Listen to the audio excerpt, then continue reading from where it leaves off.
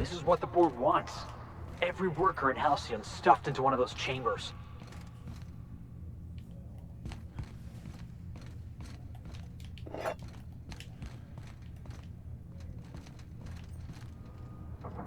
What?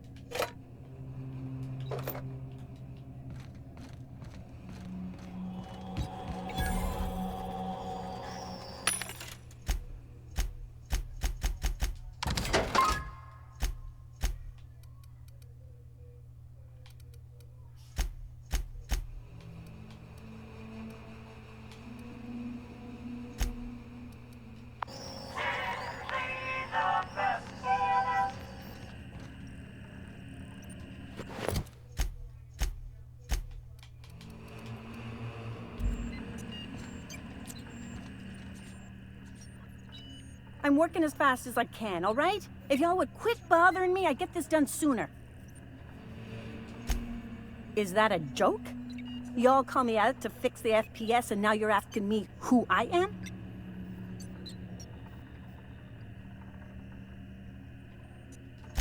Whatever. I need to fix this before I get in trouble, so stop bothering me. Forced pacification system. If the prisoners riot, we gas them. It went a little haywire after the last deployment, so here I am. Anyway, I need to finish this, so get out of here, will you?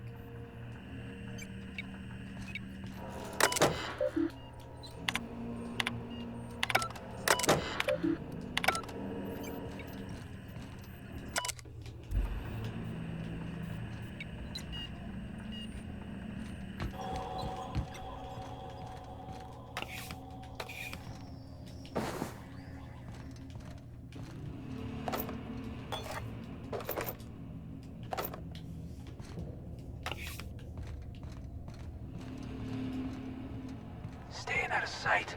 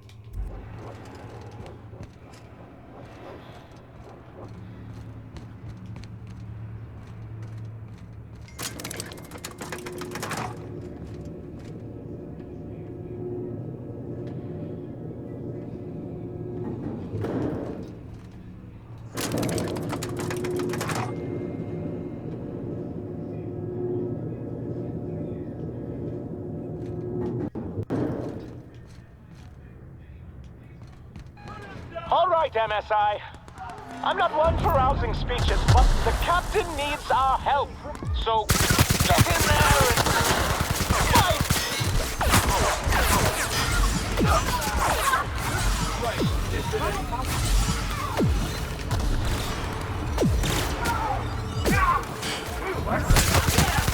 That's what you get!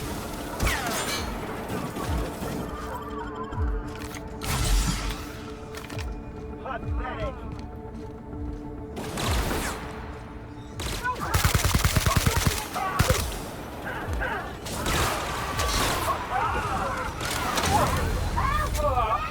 Everyone all right?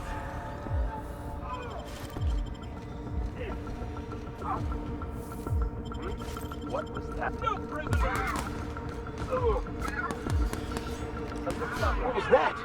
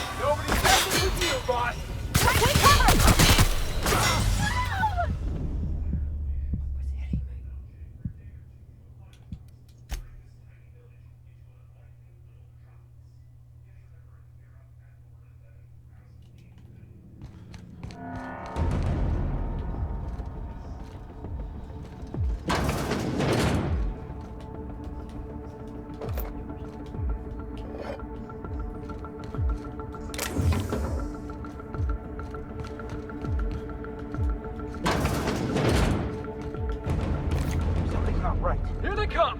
Open fire! I can deal with this one!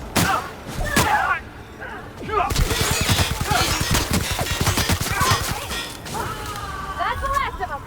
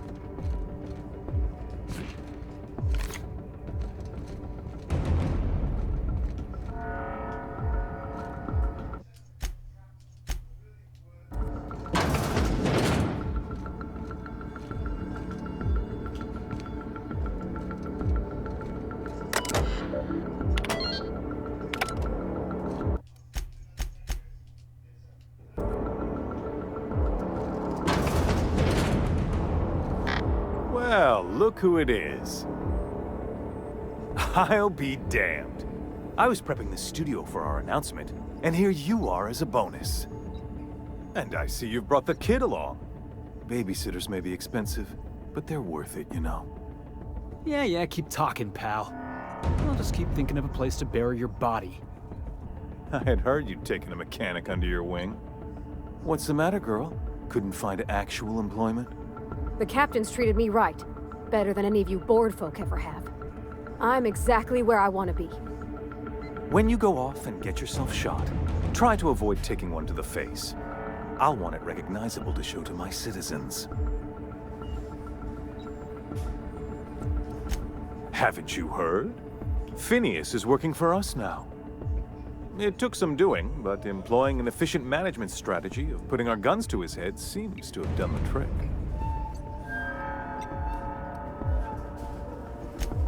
Yes, he is an extraordinarily obstinate fellow, isn't he? Fine, he isn't working for us per se. Semantics, he'll come around. But that's between us. As far as my adoring citizens will know, we've turned a dangerous crackpot into a working-class man. It's a miracle. Oh yes, go on, wake them up, add more mouths to feed. That'll solve our starvation problems. I don't know what half-baked plans that simpleton in a lab coat has been leading you through, but it's done. It's over. Let me ask you something, Captain. Have you at any point thought about not fucking up our entire society? Are you kidding me? We're out here trying to clean up your mess. I'm making actual progress towards stabilization and recovery. You're just getting in the way. Oh, right. This coming from the psychopathic outlaw. Yes, I'll try to be more open-minded about your path of wanton dissent. We don't need your help.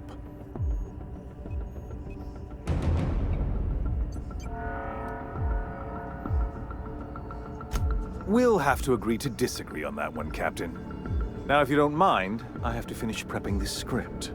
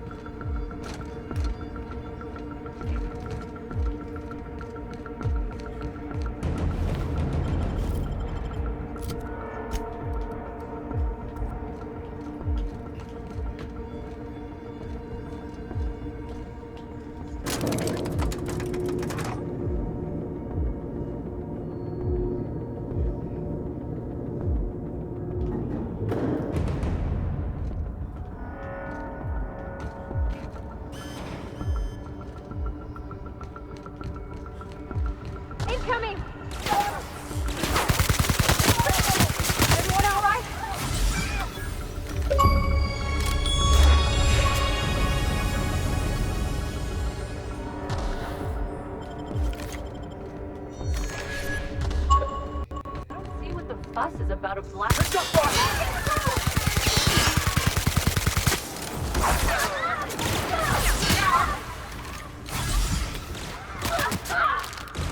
Everybody's hurt!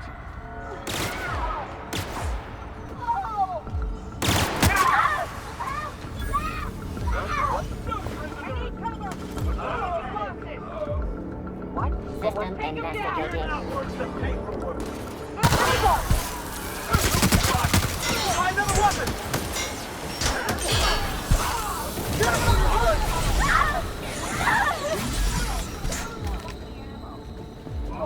Waste of company ammo.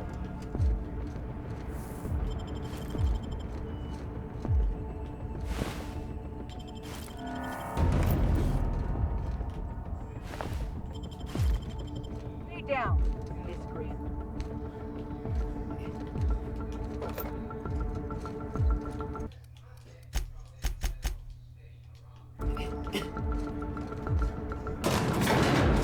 You, ain't feeling jittery, are you? Because I'm not. Whatever comes of this. Just feel it.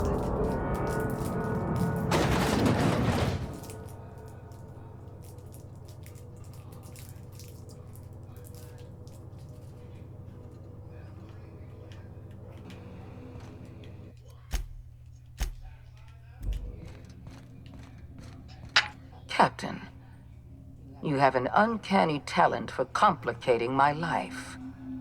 You've disrupted the balance of power. You've upset the natural order of things. You've introduced uncertainty, and there is nothing I despise more than uncertainty.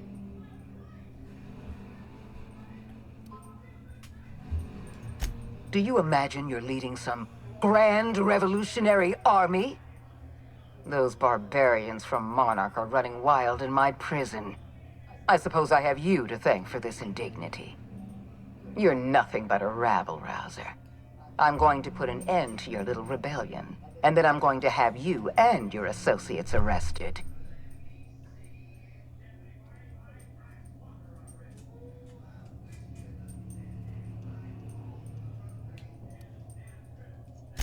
The Board is the only legitimate power in Halcyon. We are Halcyon. I admit I miscalculated the extent of your influence. The Board's plan never accounted for you. This is a mistake I intend to correct. I have Dr. Wells in my custody. Once I've secured his cooperation, I can move forward with the program. I can repair the damage you've done. I can set things right.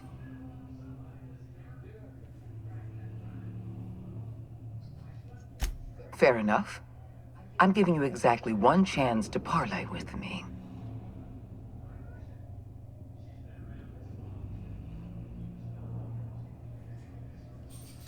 Yes, I'm quite aware of your brazen act of corporate vandalism.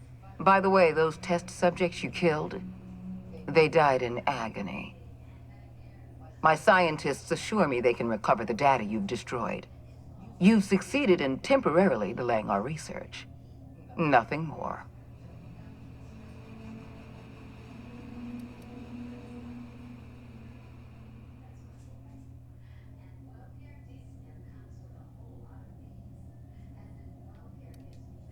That isn't true. It can't be. You're trying to manipulate me. That experiment was absolutely essential to the program. My scientists assured me they were close to a breakthrough. They gave me their word.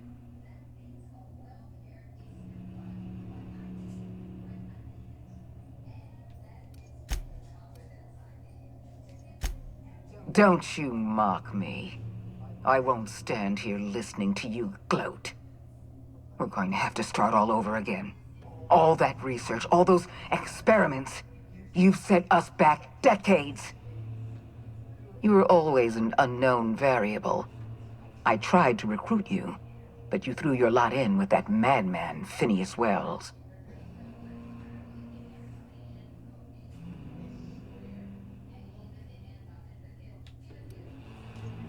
This prison is equipped with an automechanical warden. I've had it programmed to eliminate you on sight and rinse your remains down a drain. And don't worry. I will inform Dr. Wells that you died heroically, or something.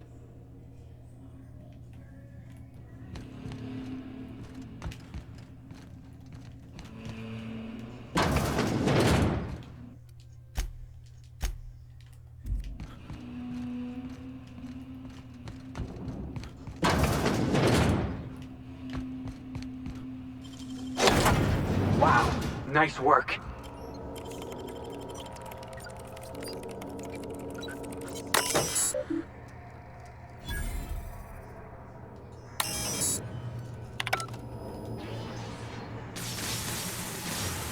Great work.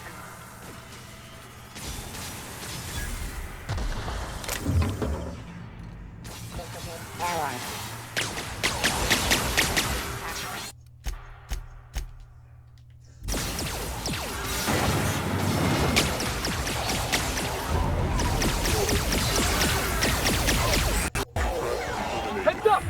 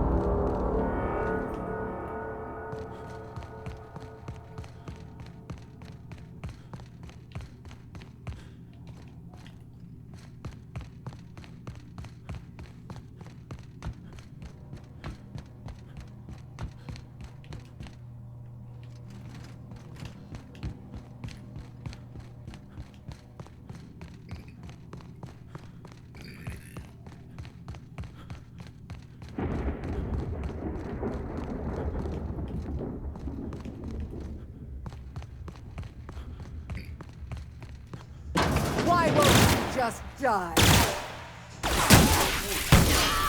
Everyone all right?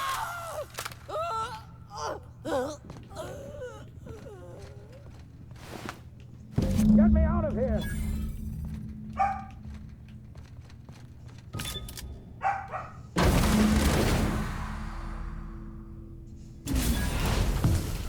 You don't know how glad I am to see you. You did the right thing. Akande was a monster. Her death was much deserved, and long overdue. And you lunatic, you broke into the board's own fortress just to rescue one doddering old man. You are absolutely out of your mind, and I can't begin to thank you enough.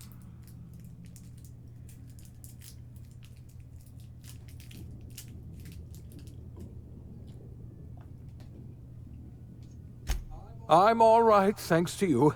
Akande wanted my cooperation. I'm quite sure she would have beaten it out of me if you hadn't arrived. You've broken the board's stranglehold on this colony, and you saved my life. But there's still so much we have yet to accomplish.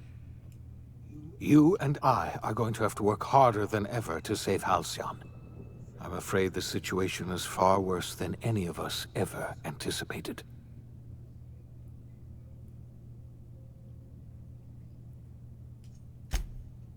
Earth has gone dark. We haven't received a single message in 3 years. There's been no communication, no signals, nothing. 2 years ago, the Earth's Directorate's frigate disappeared on their way back to Earth. We don't know what they discovered when they arrived, or if they arrived at all. Hold on, Doc. Are you telling me the Earth went dark 3 years ago, and the board's just been covering this up? They've been incredibly effective at concealing the truth. Right now, the only people in the colony who know are standing in this room. You mean we're all alone out here? Really alone?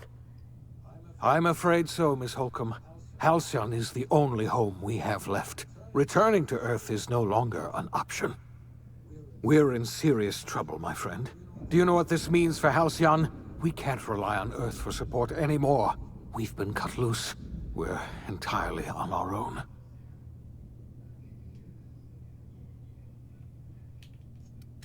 Yes, certainly. I'll help however I can. I don't know what happened, but something must have gone horribly wrong. I don't know why Earth's gone silent. I don't even know if Earth exists anymore. We have no connection back to Earth, and return is likely impossible. We're completely alone out here. I heard it from Akande herself. She tried to pressure me into joining her side, you see. Tried to make me realize that all hope is lost, and that we are alone. She was half right. We are alone, and we're going to have to fend for ourselves, because there's no telling what's happened to Earth. You might have heard of the Earth Directorate's frigate. Half the colony's entire military was on that ship. They were returning to Earth when they vanished without a trace. That was 2 years ago. We haven't heard a word from them since. Whatever happened to Earth likely happened to them. Yes, Akande mentioned as much. Earth hasn't sent us a single message in 3 years. No one knows why. Akande had kept the truth to herself, perhaps with good reason. Can you imagine what would have happened if word got out? We'd have utter pandemonium.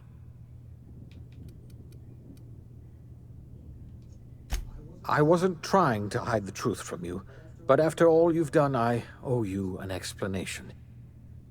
Yes, I experimented on the Hope's colonists. Each of my experiments ended in catastrophic failure. Each of my subjects died in agony. You are my first and only success. I didn't tell you about the others because I didn't want to burden you. My failures are my own to bear, not yours. Thank you. Perhaps in time I'll learn to forgive myself. My apologies. I need to get a hold of myself. We've far more pressing issues to worry about right now. If you have any more questions, ask me. I'll answer as best I can. Yes, we do. You've done a marvelous thing. You've succeeded where anyone else would have failed, including me. We must begin the revival process immediately, starting with the Hope's brightest minds, and then we're going to fix this damn colony, one problem at a time. We're going to need a leader, and I can't imagine a better person for the job than you. What do you say, old friend? Will you help us? It's okay.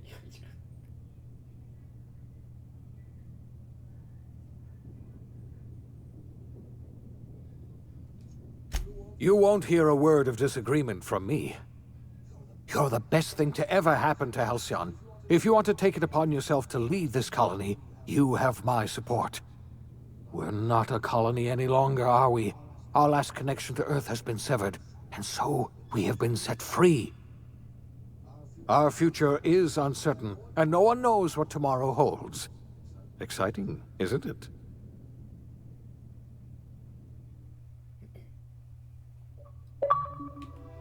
The OSI teaches that everything in the universe happens according to the grand plan. But the stranger that arrived in Halcyon was an unplanned variable. From the moment he landed in Emerald Vale, his actions altered the course of history. The events on Tartarus brought about the end of the Board's authority. But the Board's mistakes would haunt the colony for decades to come. The damage they left behind would require the work of a generation to repair. Dr. Phineas Wells began reviving a handful of the Hope's colonists. Engineers, scientists, technicians, and intellectuals. They were among the brightest minds the Earth had ever sent out into the stars. The Hope scientists and engineers woke up in a colony descending headlong into total collapse. With no way to return to Earth, they had no choice but to band together and devote themselves to the cause of saving Halcyon. The people of Halcyon were nothing if not hardy. In the absence of the Board's authority, many of the colony's settlements banded together with a single purpose in mind: survival. Life was especially hard in the years to come. Some towns dissolved by attrition and starvation, but most of them found a way to carry on. In the years to come, Halcyon was forced to reckon with its newfound freedom. The Board was gone, and for better or worse, the colony was responsible for its own destiny. Sanjar's civil liberties and worker-centric policies were slow to catch on with the other corporations. But as Halcyon began its long, arduous journey toward recovery, many of Terra 2's smaller townships started adopting MSI's alternative corporate structure, and eventually became entirely self-sufficient. In the coming years, many of these townships managed to eke by, where otherwise they might have starved. Adelaide McDevitt replaced Reed Thompson as the leader of Edgewater. She and her followers transformed Edgewater in their image. Anyone loyal to Reed was pressured into leaving town, and those who stayed behind adapted to her way of life. Adelaide transformed the old cannery into a new garden. The nearby Edgewater Cemetery provided a convenient source of fertilizer. It was said that the first corpse that fed her garden belonged to Reed Thompson. Under the leadership of Junlei Tennyson, the Groundbreaker held firm against corporate influence. The ship's mechanical stability gave Junlei the time to educate a promising generation of engineers schooled in her family's traditions. The future of the Groundbreaker looks promising. The rediscovery of the Hope and the abandonment of the lifetime employment program forced Byzantium to come to terms with some uncomfortable realities about the state of Halcyon. While Byzantines were reluctant to surrender the luxuries they'd grown accustomed to, the Board's diminished authority gave them little choice in the matter. Nearly everyone had to learn to make do with less. Some even had to get jobs. It was a dark time indeed. Life in Halcyon was sobering for Felix Millstone. The grand revolution he dreamed of never came. There was no great awakening for the colony, no celebrations in the streets. There was only the hard, desperate work of trying to repair a broken colony. Felix never had a head for numbers, but if there was labor to be done, he was there to help.